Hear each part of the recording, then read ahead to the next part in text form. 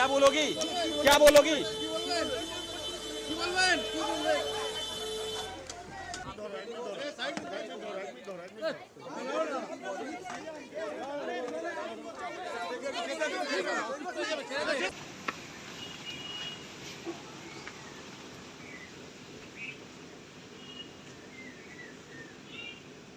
তাহলে এসেছিল দুটো পুলিশ, হ্যাঁ, দুটো পুলিশ এসছে, বলছে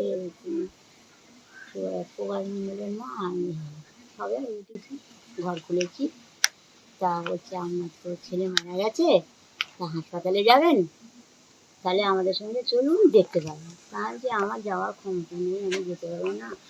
আমার স্বামী অসুস্থ খুব, আমার স্বামী এই 83 বছর বয়স, 4 বছর বয়স, সে উঠতে পারে না বিছানা থেকে, আমার যাওয়ার ক্ষমতা নেই, আপনারা যা করবে করুন, আমার কোনো আপত্তি নেই।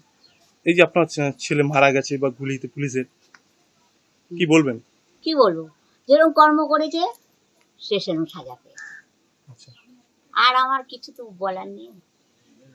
ছেলের দেহ নেবেন? না, আমি নেব না, আর আমি আনবো না, আমি কিছু করবো না। কেন কেন নেবেন না? না, নেব না, আমার সে ক্ষমতা নেই। আচ্ছা, আমি যে আনবো, ও ভালো কাজ করে মরেনি, ও যেরকম করেছে ও মরে গেছে, আমার সে সুখ শান্তি নেই, আমি আনবো না দেহ। আপনারা যা করেন। প্রবাস মণ্ডলকে নিয়ে তারা ঘটনার পুনর্নির্মাণ করতে আসে, তার কারণ যত তদন্ত এগোচ্ছে তত কিন্তু অপরাধের ঘটনা ঘটে, যেটা কারণ হবে না।